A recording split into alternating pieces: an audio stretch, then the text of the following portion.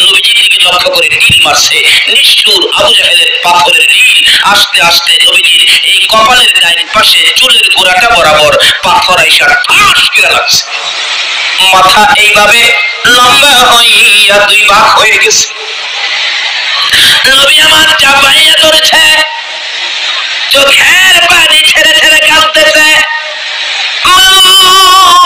কেন গো আমার এইভাবে পাথর মারলো? কে মারলো? ব্যক্তিটা কে? আমি কি করেছিলাম? আবু জাহেল দূরে দাঁড়াইয়া হাসে। আমার নবী কান্দে, চাচা কেন গো এইভাবে আমারে মেরেছো? আমি কি কষ্ট তোমারে দিয়েছিলাম? আবু জাহেল খিলখিল করে হাসতে হাসতে বাড়িতে চলে গেল। আমার নবী কই যাবে? মা নাই রে, বাবা নাই রে। নবীজি মাথায় হাত দিয়ে চাপাইয়া ধরে রক্ত মুবারক জর্জ করে পড়তেছে। কাঁদতে কাঁদতে পাহাড়ের পর পাহাড় পার হইয়া নিরিবিলি বাবলা কাটার জঙ্গলের মধ্যে বসে বসে উম্মতি উম্মতি বলে কান্দে। আবু জাহেল বাড়িতে চলে যায়। জঙ্গলের পশু পাখিরা নবীর ব্যথায় ব্যথিত হয়। বলুন সকল মাখলুকাত আমার নবীর চিনে কিনা? আর যদি কোন চিনে কিনা? আমার নবীকে সকল প্রাণী চিনে, যেহেতু আমার নবী সকল প্রাণীর জন্য রহমত। এবার কান্দে পশু পাখিরা নবীর ব্যথায় ব্যথিত হইয়া। একটা হরিণী ভাবতেছে একা একা কাঁদবো, দেখো না নবীর কেউ আছে কিনা। দৌড়ে যায় নবীজির বাড়ির দিকে, যাইয়া দেখে কেউ বাড়িতে নাই। তালাশ করে কাউরি পায়, কার কাছে বলবে? নবীর মা নাই, বাবা নাই। অবশেষে দেখে নবীর চাচা আমির হামজা মুসলমান হয় নাই আসতেছে। হরিণ দৌড়ে যাইতেছে আমির হামজার দিকে। আমির হামজা ভাবলেন হরিণ দৌড়ে ধরতে পারে না, বাড়ির সামনে হরিণ আমার কাছে আসতেছে, কাছে আসার আগে শিকার করে ফেলবো। তীর ধনুক বাহির করলে হরিণ ডাকতেছে, প্রভু জবান খুলে দাও না, তোমার বন্ধুর পক্ষে কথা বলি। সঙ্গে সঙ্গে আমার আল্লাহ আমার নবীর পক্ষে কথা বলার জন্য জবান খুলে দাও। নবীর ভালোবাসায় হরিণ জবান খুলে পায়। নবীর ভালোবাসলে বলুন জান্নাত পাওয়া যায় কিনা?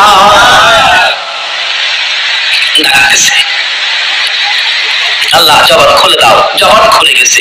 দূর থেকে দেখে আমি হামজা বাহির করেছ মারবি। মারার আগে একটা কথা শুনালো। আমি হামজা কই আশ্চর্য, হরিণ কথা কয়, কি বলবে দেখি।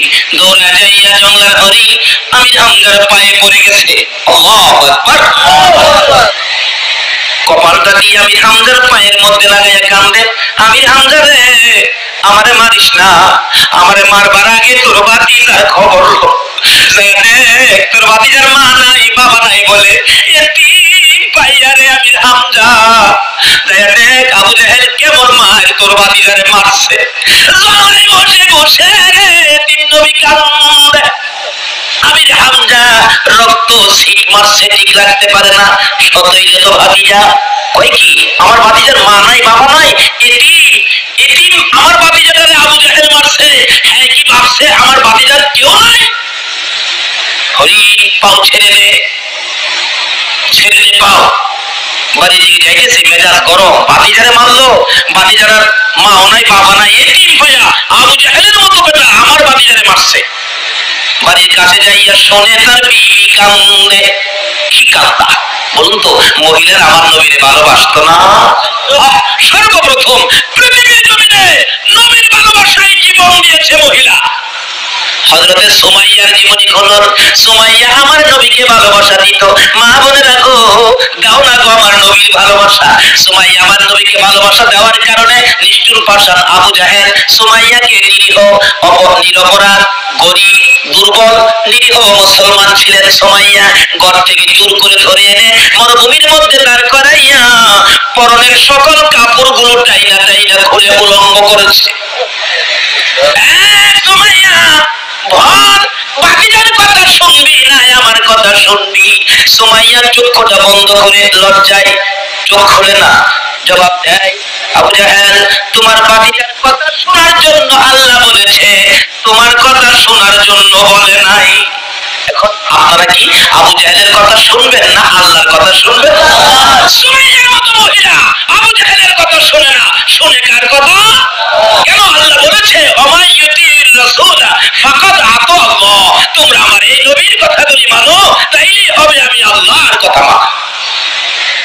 মহিলা হইয়া আল্লাহর কথা মানে। চোখ বন্ধ। আবু জাহাল, তোর ভাতিজার কথা শোনার জন্য আমার আল্লাহ বলেছে, তোমার কথা শোনার জন্য বলে নাই। আবু জাহেল রাগ হয়ে গেছে, এত বড় কথা আমার মুখে মুখে, দাঁড়াও আসতেছি। হাজার হাজার লোকজন চারদিকে দাঁড়িয়ে আছে, সুমাইয়া উলঙ্গ। আবু জাহেল ডাকে, আয় কে দেখবি। সুমাইয়া চোখের পানি ছেড়ে ছেড়ে ডাকে, প্রভু। আবু জাহেল মানুষ দাওয়াত দেয় আমারে দেখার জন্য, শুধুমাত্র তোমাকে দাওয়াত দেয় না। মাবুদ গো, আমি তোমার বন্ধুর পাগল সুমাইয়া দাওয়াত দিলাম, তুমি মাবুদ আমি সুমাইয়ারে দেখা যাও না। ব্যবসা লাগাইছে। আল্লাহ বলেন, সুমাইয়া রে, ও সুমাইয়া, তোর দাওয়াত কবুল করলাম।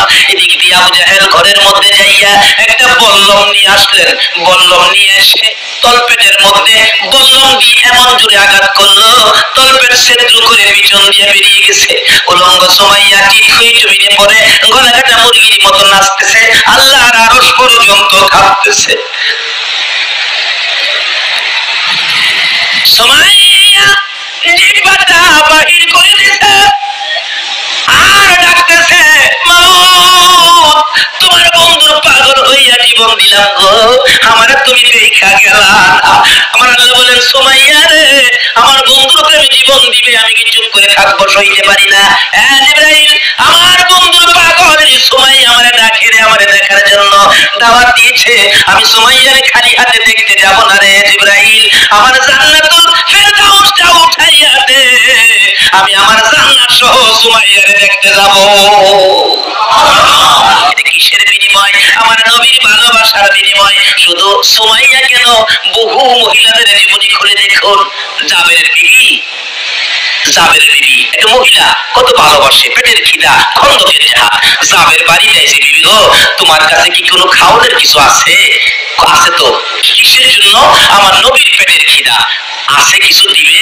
জাবেরের বিবি কই, স্বামী একসা পরিমাণ আটা আছে, আল্লাহর কসম আমি আর একটাও খাইতাম না, আমি আমার নবীরে দিলাম।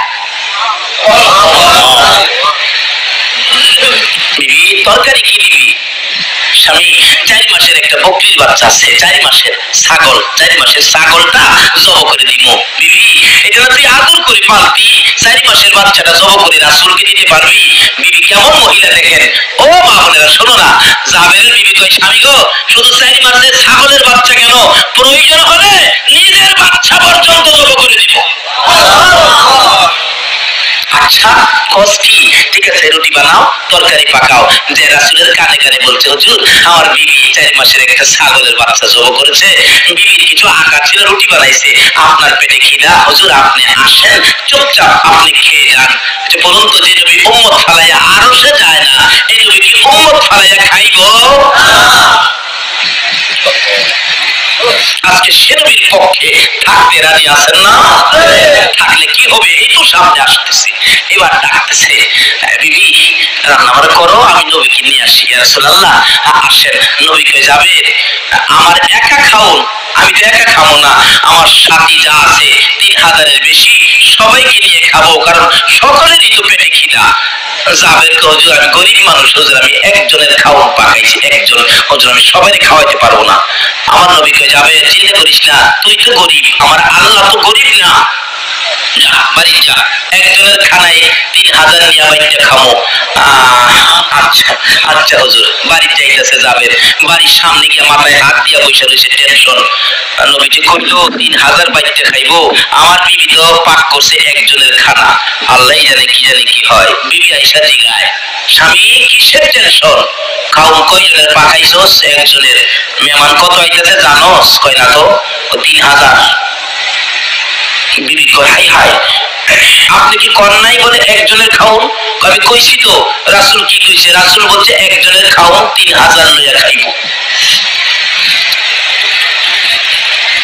একজনের খাও 3000। বিবি কেমন বিবি দেখেন, চিৎকার মারছে, স্বামী নো টেনশন। কিসের টেনশন?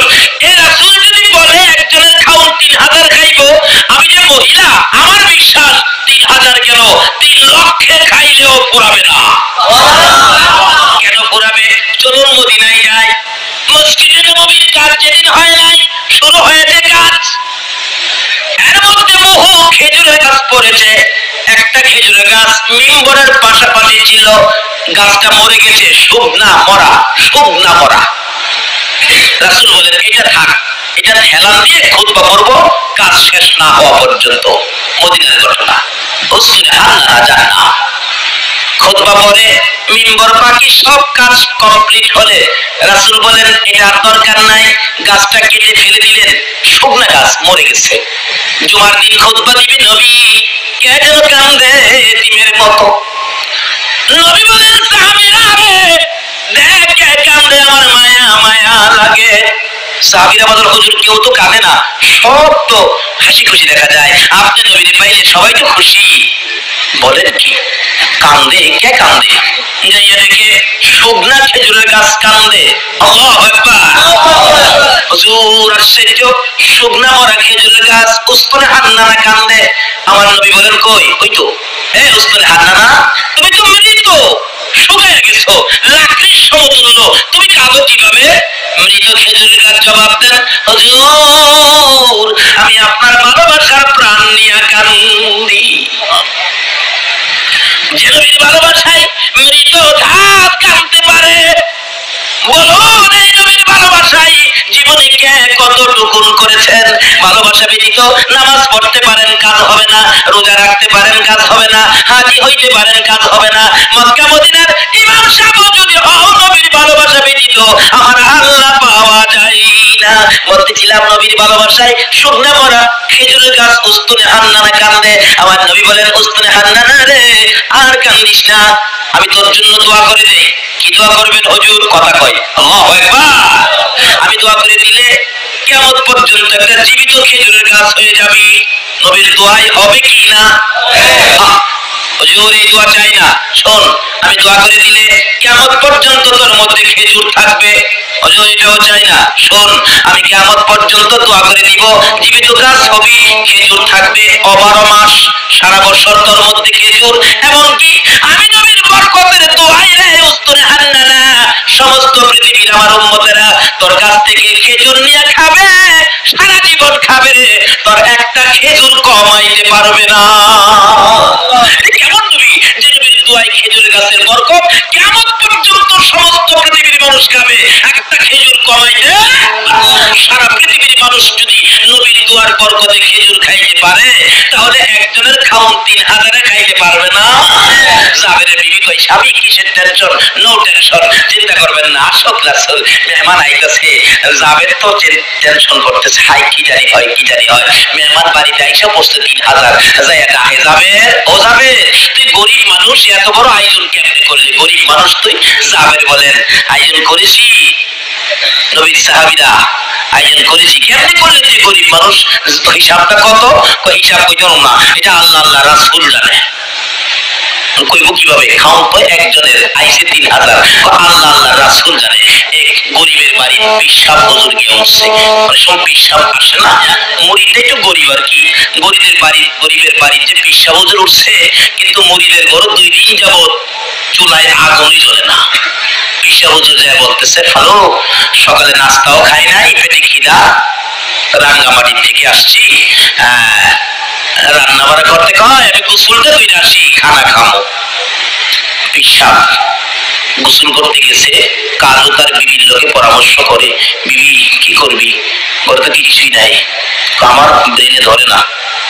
তাই পিসাবের পাঞ্জাবির পকেটও হাতাই আছে, পাঞ্জাবি খুলে ধুয়ে গেছে না, হাতাইয়া দেখে 80 টাকা আছে। 80 টাকা নিয়ে এই বাজারে গেছে, বাজার 70 টাকার করছে। তখন তো সস্তা ছিল জিনিসপত্র, একেবারে ভালো ভালো বাজার, 10 টাকা আরো বেশি হয়েছে। বাজার কিরা 500 টাকা পিসাবের সামনে দিলে পিসাব খায় আর জিগায়, কিরে কালু তুই গরিব মানুষ, এত সুন্দর বাজার, রান্না বাড়া এত আয়োজন কিভাবে করলি?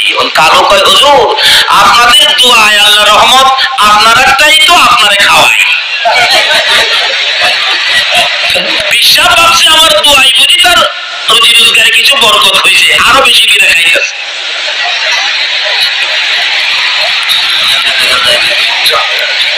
বাড়িওয়ালি ভাবছে হুজুর খাইয়া থাকলে কিছু তরকারি আমরা খামুনে, বরকতটা খামুনে। পিসাব হুজুর মজা পাইয়া পেটেও খিদা, একবারে তরকারি বাড়ি যা ছিল সব উল্টে একবারে। মহিলা বলতেছেন হাই হাই সব খাইতেছে হুজুর, একটু রাখলে আমরা খাইতাম। যাক তরকারি বাড়িতে কত রসা থাকলে ঝুল থাকলে এটাই বুঝে বুঝে খাবো না। একটু পরে বিশ্ব হুজুর তরকারির বাড়ির রসা ঝুল মুছতেছে, মুছে আর কয় তরকারির বাড়ি মুইসা খাওন না যেন মক্কার ঘর ঝাড়ু দেও। মহিলা রাগে একবারে অসহ্য হইয়া রান্নাঘর থেকে তরকারির পাতিলটা নিয়ে আইছে। হুজুর মক্কা ঝাড়ু দিচ্ছেন আর মদিনা বাহি রাখবেন কাল লাগে, এইটাও ঝাড়ু দেয়। যেই হোক সব পেট ভরে খাইছে, খায়া যাইতেছে গা, রাস্তায় সামনে গিয়া 10 টাকা বেশি আসছিল না, এটা নিয়ে হাজির। হুজুর আরে তুই আমার হাদিয়া দিতে কে গরিব মানুষ? না হুজুর আপনার হাদিয়া ছাড়া কেমনে বিদায় দেই? আল্লাহ রহমত আপনার দায়িত্ব আপনারা নেই।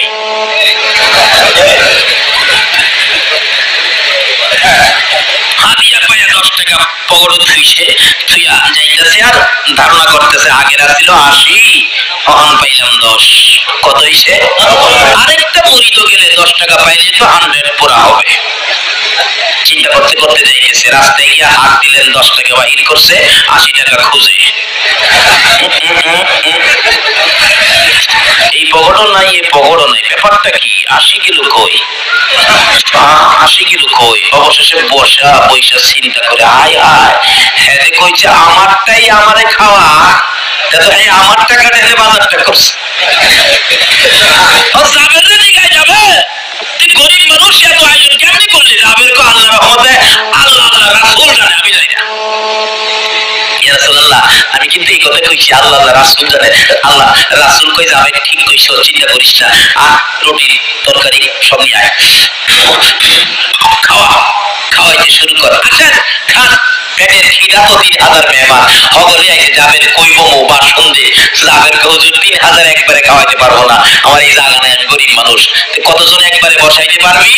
হুজুর 10 জন করে বসাইতে পারবো। 10 জন কিতাবে আসছে, যাবের বলছে 10 জনের কথা। তোমরা 10 জন করে আসো। সাহাবীরা নবীর কথা মানেনি, বলুন নবীর কথা মানেনি। 10 জন করে আসতেছে, খাওয়াইতেছে, খাওয়াইয়া টেবিল পরিষ্কার করে হাড্ডি গুড্ডি একটা ভান্ডের মধ্যে রাখছে, আবার 10 জন বসছে, আবার পরিষ্কার করে ভান্ডের মধ্যে রাখছে। এইভাবে 10 জন করে খাওয়াইতে খাওয়াইতে 3000 সাহাবী পেট ভরে খাইয়া বাড়ির সামনে দাঁত খিলাই করতেছে। রাসূল জিগায় কি ব্যাপার? হুজুর যেমন খিদা রাসিন এমন খাওয়াটা দিছি। জাবেরের বিবি কয় স্বামী গো, 4 মাসের ছাগলের বাচ্চা দিয়া 3000 খাইছে, কম কি? কই কমমানি দেওয়াত না খাইছে। হাই হাই মহিলা কি করে? রাসূল জিগায় যাবে খাওনের খবর কি আসেনি আরো? হুজুর দেখি নাই তো, দেখো না। যাবে কই আমি ডাকনা উদাম করে দেখি এখনো 4 ভাগের 1 ভাগ শেষ হয়েছে না। জাবেরের বিবি কই কোন কি?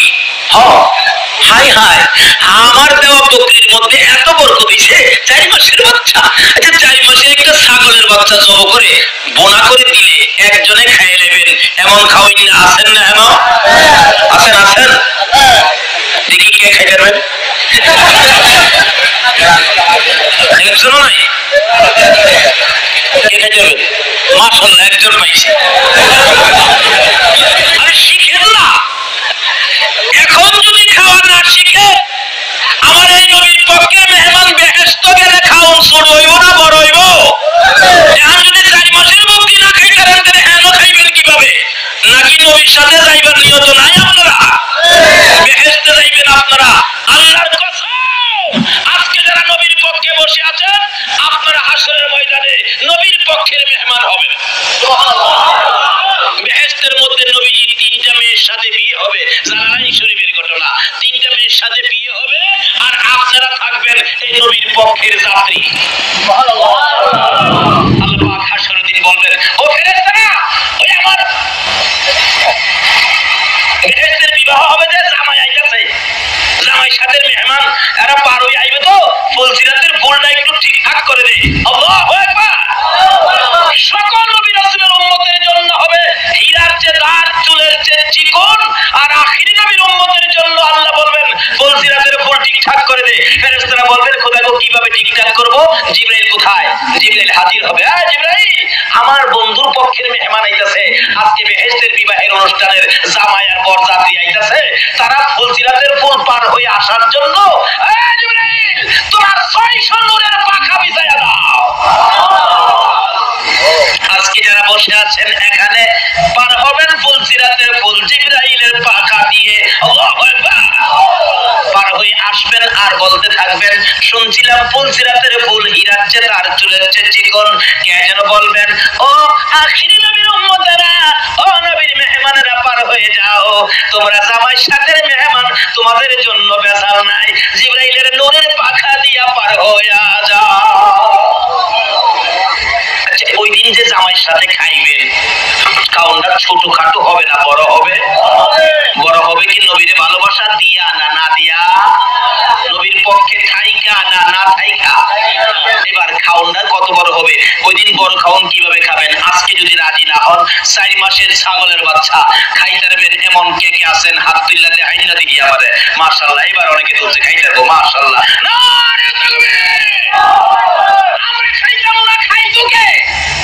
নারে রিসালাত, নারে গাউসিয়া। আল্লাহ তুমি কবুল করো, সকলে বলুন আমিন। জাবেরের বিবি কয়, স্বামী 4 মাসের ছাগলের বাচ্চা এত বরকত হইছে, আরো রইছে, বিশ্বাস করস না? গলাটা চিপাদা দিয়ে দেয়। বিবি কয়, স্বামী গো, আমারে কিন্তু একটু বরকতের ভাগ দিয়ে, আমার একটু বরকতের ভাগ দিয়ে। রাসূল জিগায়, জাবের রে, তোর বিবি গুনগুন করে কি কয়? হুজুর, এই বরকতের তরকারি থেকে আমার বিবি একটু তরকারি চাইতেছে, এই বকরির বাচ্চাটা, ছাগলের বাচ্চাটা আমার বিবির ছিল, আপনার ভালোবাসায় দিয়ে দিছে, তাই নাকি? আচ্ছা, তাহলে একটা কাজ কর, কি এই 3000 মেহমান খাওয়ার পরে হাড্ডি গুলি কোথায়? জাবের হুজুর, হাড্ডিতে কি করবেন? তরকারি তো আছে। আরে হাড্ডিটা নিয়ে আসতে আমার কাছে। জাবের হাড্ডির ভাণ্ড নবীর সামনে নিলে জাবেরের বিবিও তাকাইয়া রইছে। আমার নবী ডাইন হাত মোবারক হাড্ডির মধ্যে লাগাইয়া উপরের দিকে তাকাইয়া কি যেন বললেন, হাতের সাথে একটা 4 মাসের ছাগলের বাচ্চা বাহির হয়ে গেছে। এই নবীকে ভালোবাসা দিলে লাভ হবে না লস হবে? হাড্ডির থেকে ওই জাবেরের বিবির ভালোবাসার পুরস্কার আমার আল্লাহ দেন। আমার নবীর হাতের সাথে হাড্ডির থেকে বকরির বাচ্চা বাহির হইয়া যায়। মা বোনেরা গো, ভালোবাসা দাও না এই নবীকে, ভালোবাসা দিলে তোমরা দুজাহানের ধনী হইয়া যাইবা। যে নবীর ভালোবাসা আমার আল্লাহ বুঝাইতে চায়, নামাজে দাঁড়াইছে, নামাজ পড়বেন 5 ওয়াক্ত, প্রথম পড়তে হবে সুন্নাত। বলুন প্রথম কি? বলতেছিলাম, এই নবী নামাজরত ছিলেন, আবু জাহেল কপালের মাথা মুবারকের চারা ফাটাইয়া দিলেন, জংলায় বসে বসে কান্দে। আমির হামজার বিবি খবর পাইয়া ভাতিজার মায়া কান্দে। আমির হামজা বাড়ির সামনে, খেয়াল আসেনি কথাটা? আমির হামজা বলেন, বিবি তুমি কেন কাঁদো? ভাতিজার ব্যথাই কলিজা মানে না, তুমি আবার কেন কাঁদো? এবার জবাব দেন বিবি, স্বামী গো ভিতরে আসেন। স্বামী, কি মনে একটা দুঃখ, যে দুঃখ এই পর্যন্ত কোনোদিন মনে আসে নাই। কি দুঃখ রে বিবি? স্বামী গো, আমার ভাতিজা মোহাম্মদ মা নাই বাবা নাই, এতিম। আবু জাহেল বলে মাথাটা ফাটাইয়া দিছে।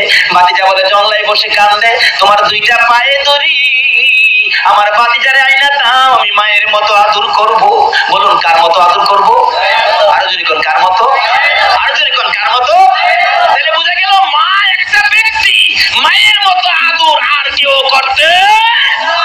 মানুষ দেখবেন আদর করলে, মানুষের একটা মহিলা আদর করলে কয়, এই মহিলাটার আদর দেখলে মার কথা মনে হয়। তাহলে বুঝা গেল সবচেয়ে আদর কে করতে পারে? আরো জোরে কোন কে? এই মা কি আমাদের আছে? হয়তো কারো আছে, কারো নাই। এই মারে কি কষ্ট দিছেন? যদি কষ্ট দিয়ে থাকেন, আপনার সব শেষ। নামাজ শেষ, রোজা শেষ, হজ শেষ, যাকাত শেষ, টুপি দাড়ি পাঞ্জাবি শেষ, মুফতি মুহাদ্দিস সব শেষ। আজকে একটা খবর শুনলাম আমার এক বন্ধুর কাছে, একজন আলেম তার মাকে প্রত্যেকদিন একবার পিটাইতো।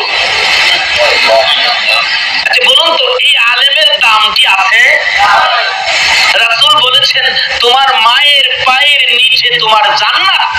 আর এই রাসূলের কথা মানার জন্য আল্লাহ বলেছে, আর আল্লাহর কথাও মানে না, রাসূলের কথাও মানে না, মারে পিঠায়।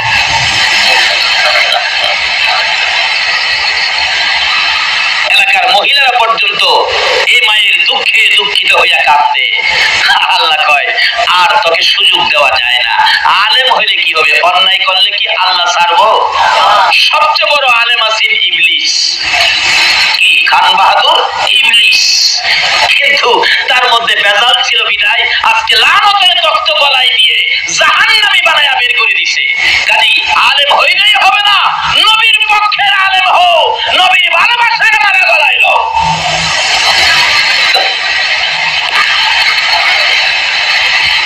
অবশেষে মার আগেই মৌলানা সাহেব মৃত্যুবরণ করেছে। কেন? সারা এলাকার মানুষ তাকে লানত দিতেছে, এই মায়ের পেটে থাইকা এই মারে কষ্ট দিয়া মার গায়ে হাত তুলছে। যারা মার গায়ে হাত দিচ্ছেন নামাজ কবুল হবে না, হজ যাকাত কিচ্ছু কবুল হবে না। এমনকি নবী শাফায়াত নসিব, নবীরে ভালোবাসতে পারেন, নবীর আশিক হতে পারেন, পীরের মুরিদ হতে পারেন, পিশাব হতে পারেন, মুফতি মুহাদ্দিস মুফাসসির হতে পারেন, মক্কা মদিনার ইমাম সাহেব হতে পারেন, মার গায়ে যারা হাত দিয়েছেন নবীর শাফায়াত নসিব হবে না। বাস্তবে আসুন, 2001-এ হজ করতে গিয়েছিলাম। আমরা প্রথম মদিনায় গেছি আগে। মদিনায় যাওয়ার পরে 2-3 দিন পার হয়ে গেলে আমার এক ভাতিজা খবর পায় আসছে। আমি থাকতাম মসজিদে বেলালের পাশে, বাসা ছিল 3 তলায়। কি যে সুবিধার জায়গাটা পাইছি, রাত্র শেষ রাত্র হইলেই পশ্চিম দিকের জানালাটা খুললেই দেখতাম সবুজ রঙের গম্বুজটা। মন ভরে ভরে মনের আশা পুরা করেছি। কি আশা পুরা হয়েছে বলবো না আপনাদের কাছে। আল্লাহ আপনাদের তৌফিক দিক সবুজ রঙের গম্বুজ দেখা। সকলে ওই ছেলেটা রাত্রে 11টায় 3 তলায় উঠে আমার গলায় আঞ্জায় ধরে কাঁদতেছে, চাচা চাচা বাড়িতে আসছেন? হ, আমার মারে দেখেই চিনি। 3 বছর ধরে চাচা মারে দেখি না। বললাম হ দেখে আসছি, ভালো আছে। ছেলেটা বলতেছে, চাচা একটা ঘটনা কি, হজ ভলান্টিয়ার হিসেবে বাংলাদেশ থেকে, পাকিস্তান, ভারত থেকে অনেক ছেলেরা আসে হজ ভলান্টিয়ার হিসেবে। এবার একটা ছেলে বাংলাদেশের মসজিদের নববীর ভিতরে হজ ভলান্টিয়ার দায়িত্ব নিয়ে আসছিলেন, কিন্তু ছেলেটা মসজিদের নববীর ভিতরে ঢুকে কাজ করতে পারে না, দৌড়ে বাহির হয়ে যায়। জিজ্ঞেস করলাম কি হলো? ছেলেটা কয় আমি তো বুঝি না, আমার গায়ে আগুন জ্বলতে থাকে, কে যেন আমারে মারতে আসে, ভিতরে থাকতে দেয় না। আমরা ভাবলাম যে নতুন আশ্চর্য, বাড়ি ঘরের জন্য মায়া, কিছু টাকা আমরা সকলে মিলে দিলাম, কয়েকদিন বাহিরে থাকো, এ টাকা খরচ করে খাও, ঘুরে গাড়ি দেখো, মনটা শান্তি হোক, আবার কাজে আসে ঢুকো। 2-4 দিন পরে আবার ঢুকলো, ঢুকার পরে সে একতাই ভিতরে ঢুকলে দৌড়ে বাহির হয়ে যায়, মসজিদের নববীর ভিতরে থাকতে পারে না, শরীরে আগুন জ্বলে, কে জানি মারতে আসে, একবারে অসহ্য থাকতে পারেই না। আমরা সকলে মিলে রাত্রে বসলাম, কি তোর কি হইলো, আসল কথা কত। ওই বাঙালি ছেলেটা হজ ভলান্টিয়ার কাঁদতেছে আর বলতেছে, সঙ্গীরা আমাকে দেশে পাঠায় দাও, এই মসজিদের নববীতে চাকরি সম্ভব হবে না। কেন? অথচ রাসূল বলেছেন, মান যারা কবরি ওয়াজাবাত লাহু শাফাআতি, যারা আমি নবীর রওজাটা জিয়ারত করে গেছে তাকে শাফায়াত করে জান্নাতে নেওয়া আমি নবীর উপরে ওয়াজিব হয়ে গেছে। নবীর রওজা যারা জিয়ারত করেছেন ভক্তি শ্রদ্ধা ভালোবাসার সহিত, রাসূল আপনাকে শাফায়াত করে জান্নাতে নেবে। শুধু আপনাকেই নেবে না, 400 জাহান্নামীকে জান্নাতে নেওয়ার অনুমতিও দেওয়া হবে। নবীর সাথে সম্পর্ক রাখতে রাজি আছেন না? আসুন না, শেষ কথাই চলে যাচ্ছি। এবার এই যুবকটা বলতেছেন, সঙ্গীরা আমি চাকরি করতে পারবো না, আমার দেশে পাঠাও। থাকতে পারবো না, বুঝেছি কেন যে আমার থাকতে দেয় না। কেন কেন? আমি যেদিন মদিনার মসজিদের নববীতে দায়িত্ব নিয়ে হজ ভলান্টিয়ার হয়ে বাংলাদেশ থেকে বিমানে উঠছিলাম, বিমানে ওঠার 8 দিন আগে আমার মার একটা লাথি মারছিলাম। বলুন, বাংলাদেশে মারে লাথি দিলে মদিনার কামলেওয়ালা নবী খবর পায় কিনা? বাংলাদেশ থেকে মারে লাথি দিয়ে মদিনা গেলে যদি মসজিদের নববীতে নবী জায়গা না দেয়, এই নবীকে কি মারে কষ্ট দিলে পক্ষে পাবেন? এখন এই রোগ আমাদের মধ্যে আছে কিনা? মৌলবী হইয়া যদি মারে পিটাইতে পারে, রোগ থাকবে না কেন? এই রোগ দূর করতে হবে, না হয় এই সমস্ত কোন কাজে আমরা মুক্তি পেতে পারি না। রাসূলের কথা মানতে হবে। আসুন, কোন রাসূল? নামাজ দিয়ে ঢুকবেন, সবচেয়ে বড় ইবাদত নামাজ, নবী ছাড়া নামাজ কবুল হয় না। বলতেছিলাম, ডাকতেছে নবীর চাচি, স্বামী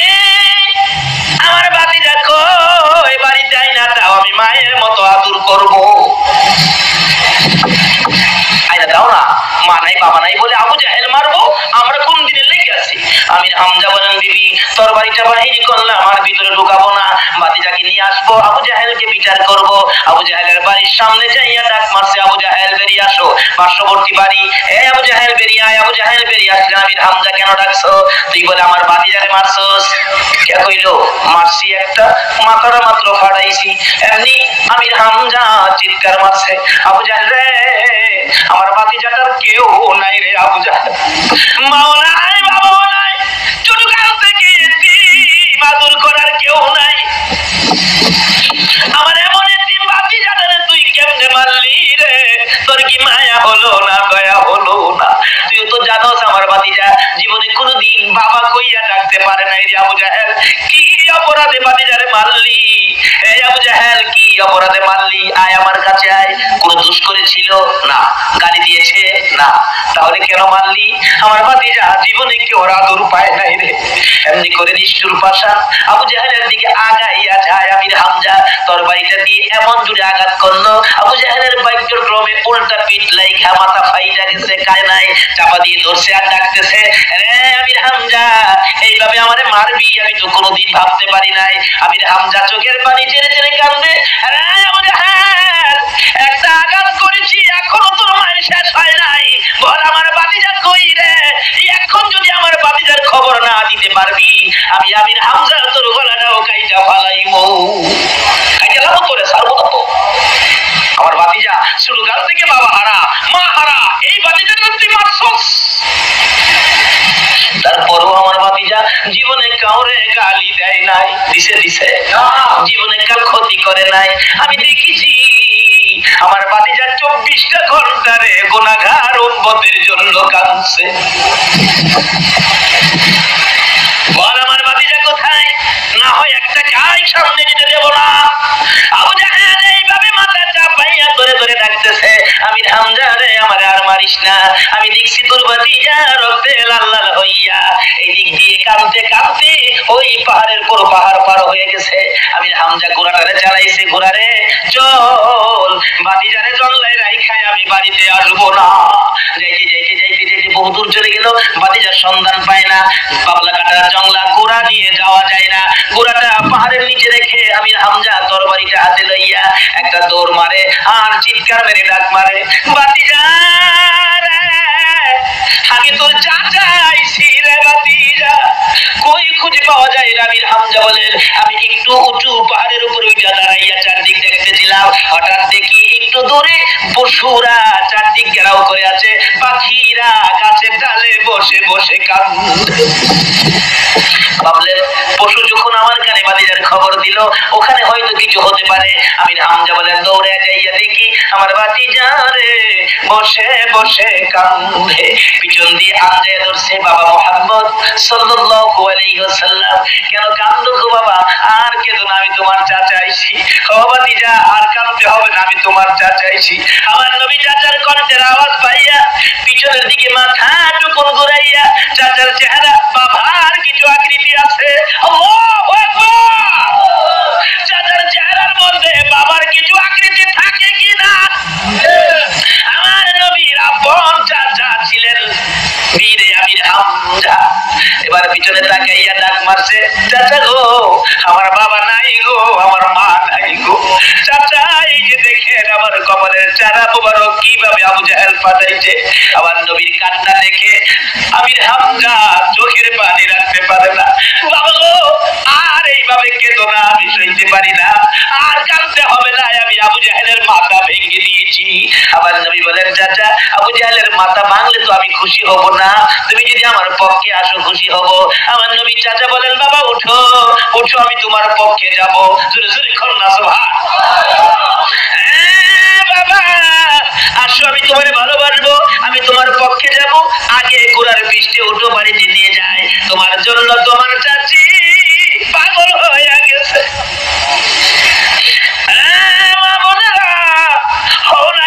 নবীর জন্য পাগল।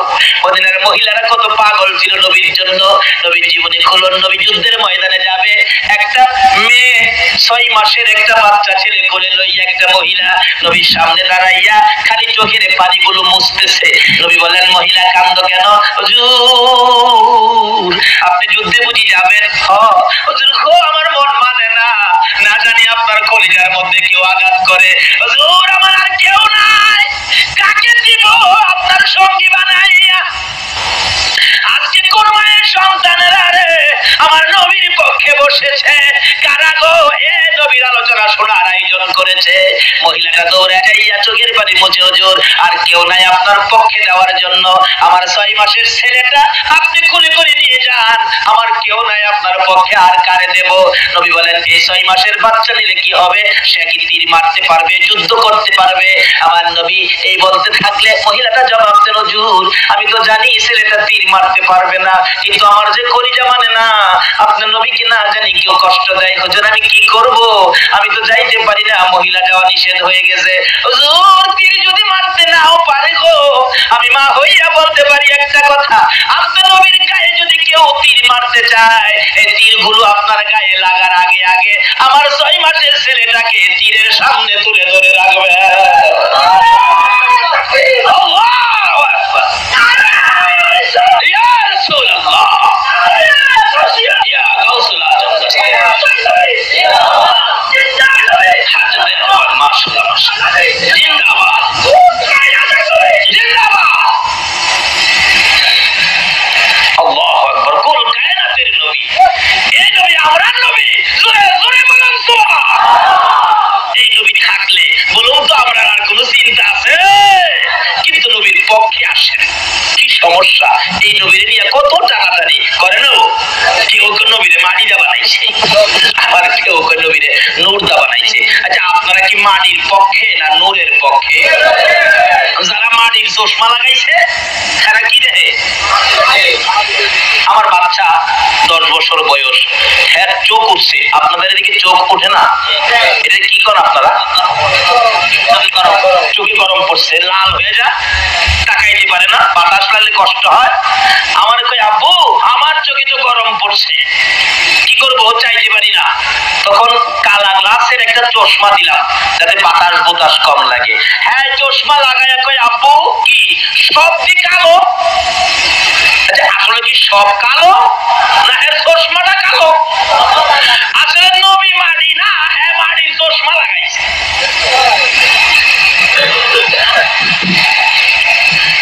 কোন দিকে নিবেন? চশমার দোষে মাটি হইছে, আসলে নবী নূর। কি বলেন, নবী কি? খালি নবী না তো, নবীর 2 মেয়ে বিয়ে করেছিলেন হযরত ওসমান গনি রাদিয়াল্লাহু তাআলা, যার নামের লকব জিন্নুরাইন। যেই মৌলবীরা নবীরে মাটি কয়, এই মৌলবীও ওসমান গনির নাম কইয়া জিন্নুরাইন কয়, আবার বাইক গেলে কয় মাটি, মাড়ো গেলে কয় মাটি। কিতাব পড়ে বলা কয় ওসমান গনি জিন্নুরাইন, অর্থাৎ নবীজির 2 মেয়েকে ওসমান গনি বিবাহ করেছিলেন, বিদায় ওসমান গনিকে 2 নূরের অধিকারী বলা হয়। নাকি কোন মৌলবী কথাটা অস্বীকার করতে পারবো? নোহালির একবার কইছি ইনকো আয় হরিত্তারি লিহিত্তারি না, মানে পানি কইতে পারবেন না। নোহালির কেউ থাকতারেন রাজুইন না, পানি কইতে পারবেন না।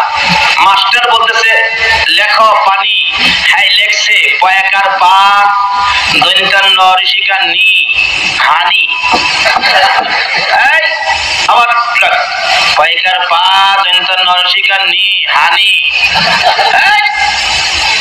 2-3 বার যখন দমক দিছে লেখছস কি আর কইছস কি? হ্যাঁ কই স্যার আই লেরিত্তারি হরিত্তারি না। এরা কিতাবে পড়তে কইতে আমরা পড়তেও পারি কইতেও।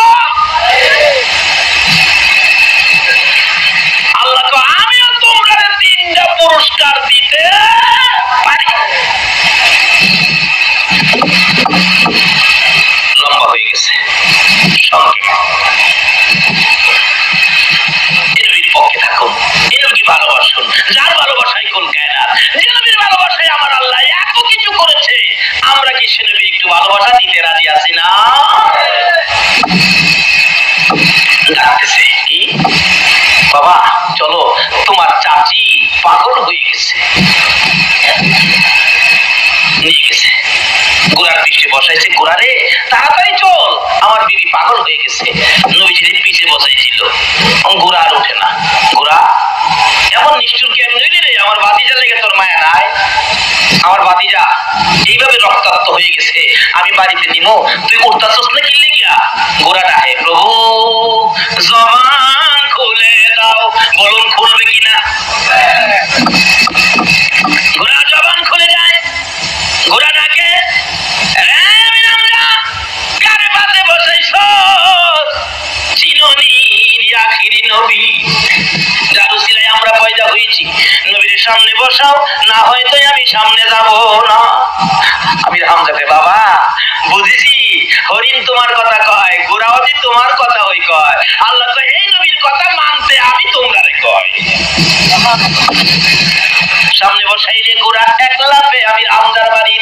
আমির হামজা বলেন, এত দ্রুত গতিতে ঘোড়া কোনোদিন চলতে দেখি নাই।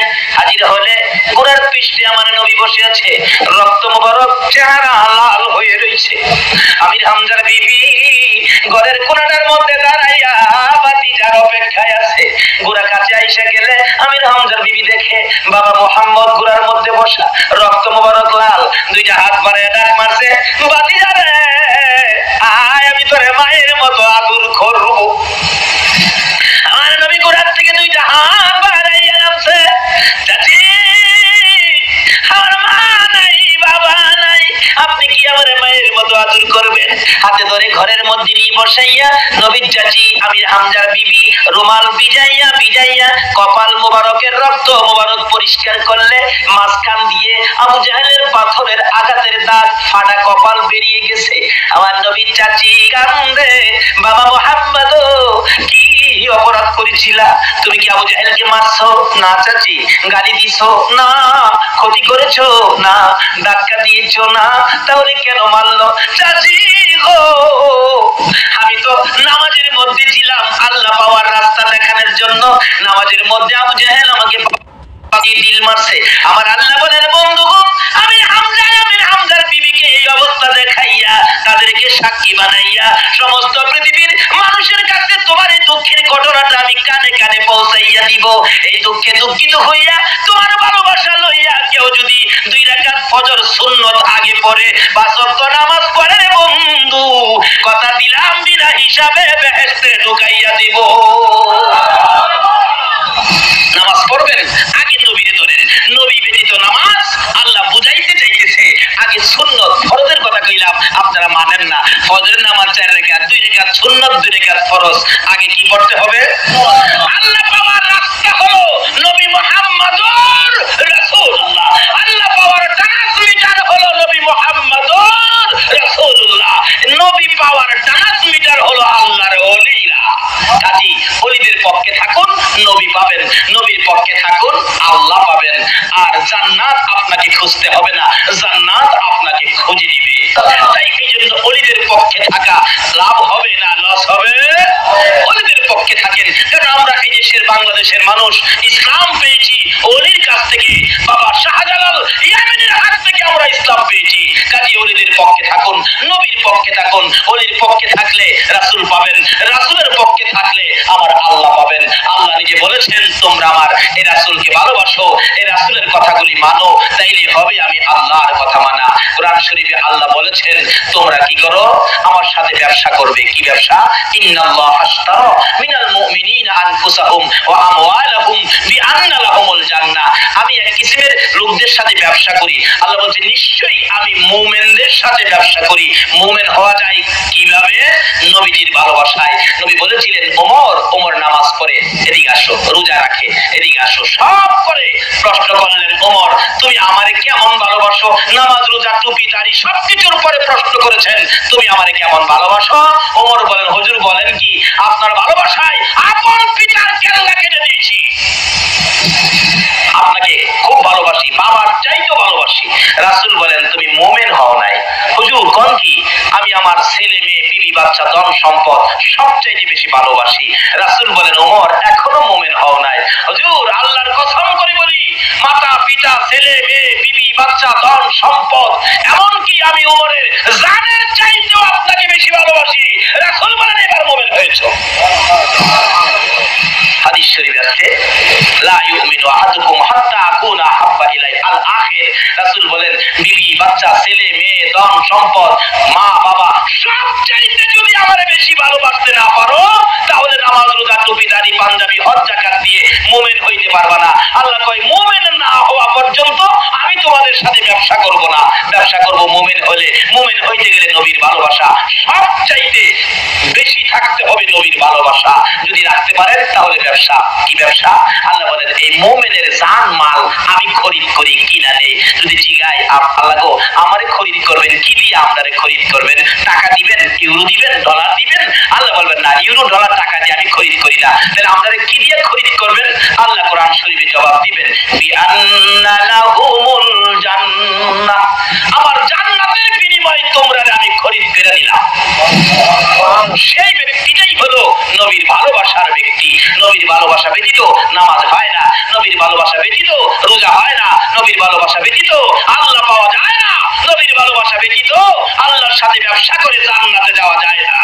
আর মায়ের দোয়া ব্যতীত, মা বাবার খেদমত ব্যতীত নবী পাওয়া যায় না। নবী না পাইলে আল্লাহ পাবেন কি দিয়ে? আসুন মা বাবার খেদমত করি, মা বাবাকে কষ্ট না দেই। যদি কষ্ট দিয়ে থাকি আজকে যে মার পায়ে ধরে ক্ষমা চাই। আর যার মা কবরে, মার জন্য দুইটা হাত পাড়ায় দোয়া করি, রব্বিরহামহুমা কামা রব্বায়ানি সগীরা। রব্বুল আলামিন জান্নাতের বাগানে বসে জান্নাতি মেহমান নিয়ে হাত বাড়াইছি।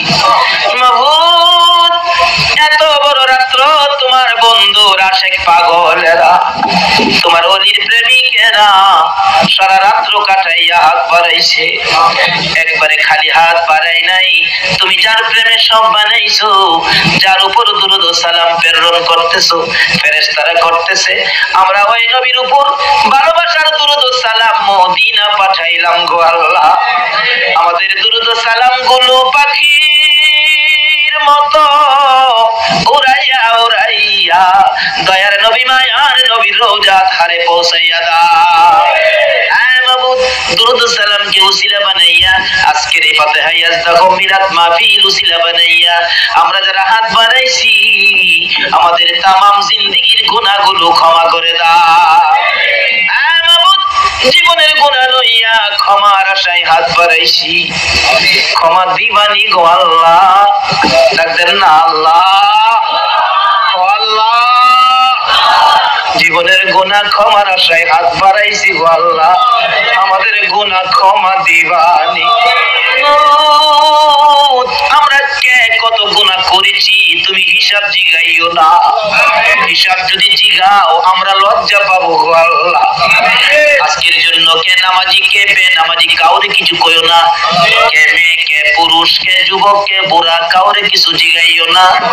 তোমার ওলি তোমার বন্ধুর ভালোবাসার উসিলাই আমাদের সকলের জীবনের গুনাহ ক্ষমা করে দাও।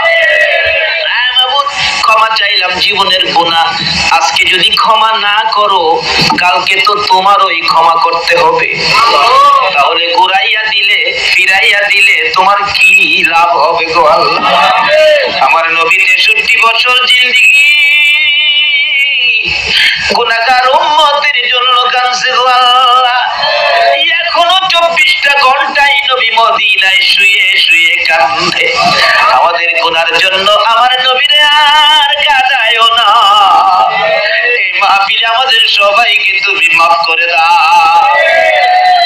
আল্লাহ মাফ যদি না করো কবে জানি সাদা কাফন গায়ে লাইগা যায়, কবে জানি এই হাতগুলো কাফনের ভিতরে ঢুকাইয়া দিবে, মাথার মুড়ি পায়ের মুড়ি টাইনা টাইনা বাঁধবে। চারিজনে কাঁধে লইয়া গো নিষ্ঠুর ঘোর অন্ধকার কবরে নিয়ে যাবে। যেই ঘরে শোয়াইয়া দিলে বড় বাড়িতে আর আনবে না গো আল্লাহ। হ্যাঁ মাবুদ, এই দুইটা হাত পচে গলে মাটির সাথে মিশে যাবে। ওই দিন আসার আগে যে হাত আমরা হারাইলাম, ফিরাইও না, ঘুরাইও না। এই মাহফিলের সবাইকে তুমি মাফ করে দাও গো আল্লাহ। হে আল্লাহ, জীবনের গুনাহ মাফের আসার দরখাস্তের পর আরেকটা দরখাস্ত করি, তুমি কিন্তু রাগ হইও না। এই মাহফিলে যারা কষ্ট করে বসে আছে, জানি না কার মনে কি ব্যথা, কার মনে জানি ব্যথার আগুন মা নাই রে, মা নাই। মা মা এ মধুর ডাক কার জানি বন্ধ হয়ে গেছে রে আল্লাহ, কার জানি বাবা নাই, বাবা বলে ডাক দেওয়ার সুযোগ কার জানি বন্ধ হয়ে গেছে। যে বাবা সন্তানের জন্য কত দরদ ছিল, চট্টগ্রাম থেকে সন্তান বাড়িতে আসে প্রত্যেক দিন রাত 10টায়, একদিন 10টায় আসে না, বাবা খানাটা খাইয়া ঘর থেকে বেরিয়ে গেছে। এ বাচ্চার মা, দরজা বন্ধ করো না, আমার বাবা কেন আসে না, আমি তালাশ করতে থাকি, রাস্তার কিনারে দাঁড়াইয়া থাকি। একটা গাড়ি যদি আসে, বাবা ডাক মারতো, আব্দুর রহমান আইসনি, এ ডাকের দরজা কার জানি বন্ধ হয়ে গেছে গো আল্লাহ। ওই মা কার জানি দুনিয়ায় নাই রে, যে মায়ের কোলে জীবনে কত পচরা পায়খানা করেছি। অন্য মহিলারা পায়খানা দেখলে নাকে কাপড় দিত, তোমার আমার মা জীবনে নাকে কাপড় দেয় না। হে মায়ের অভাবী, বাবার অভাবী, কে জানি হাত বাড়াইছে রে আল্লাহ। এই অভাবীর অভাব দেখলে তোমার কি মায়া লাগে না? কুরবানির ঈদের দিন গরু বাজারে যাবে, ঈদের 2 দিন আগে গরু কিনবে একটা ছেলে, গরুর কাছে যাইয়া যাইয়া খালি কান্দে। জিজ্ঞেস করলাম, বাবা কাঁদো কেন? টাকা কি চুরি হয়ে গেছে? না হুজুর। কাঁদো কেন? পেটে কি ব্যথা হয়ে গেছে? না হুজুর। কেন কান্দো?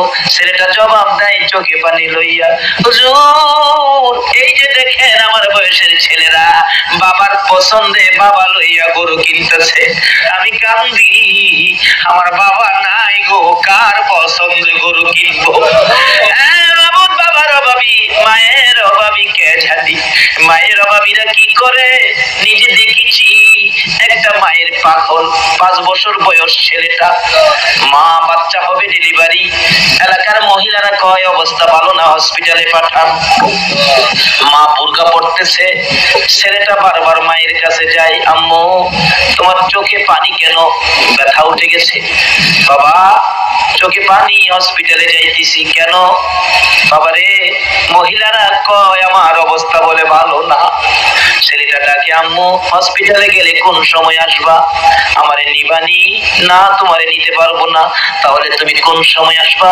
বাবা আমি তো বলতে পারি না। মা গো দেরি করো না গো মা, তাড়াতাড়ি চলে আইসো। তুমি যদি রাত্রে বাড়িতে না আসো, আমি কার গলায় ধরে ঘুমাবো? মা কান্দে, পারবনি আমার বাবা আমার গলায় ধরে ঘুমাইতে। মায়ের কান্না দেখে ছেলেটা বারবার প্রশ্ন রাখতেছে, মা গো এইভাবে তুমি কাঁদো কেন, ব্যাপারটা কি? মা 2টা হাত বাড়াইছে, আয় আমার পাশে আয়। বাচ্চাটারে বুকে লইয়া মা 2 গালে চুমাইয়া চুমাইয়া কাঁদে। বাবা গো হসপিটালে যাই, তুমি তোমার নানার কাছে থাকো।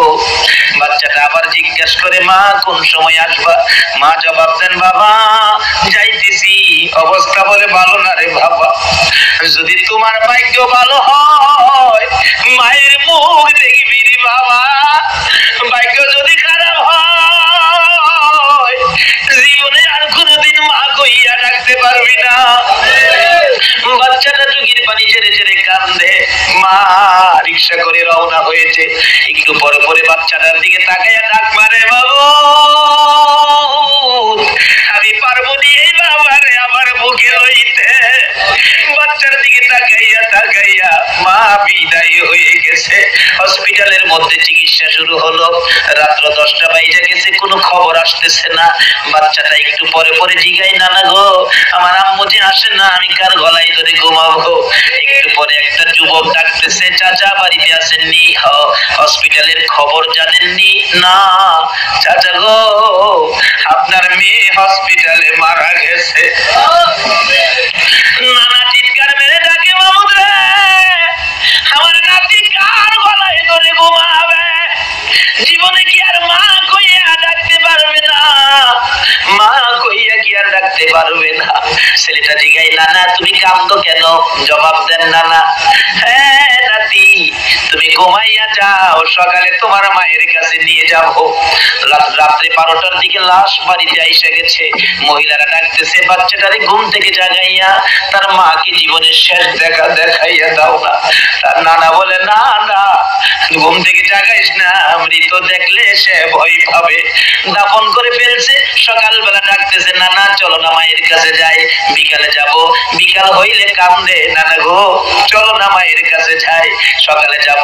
সকাল হইলে বিকাল, রাত্রে হয়ে গেলে পরের দিন রোজার ঈদ ছিল।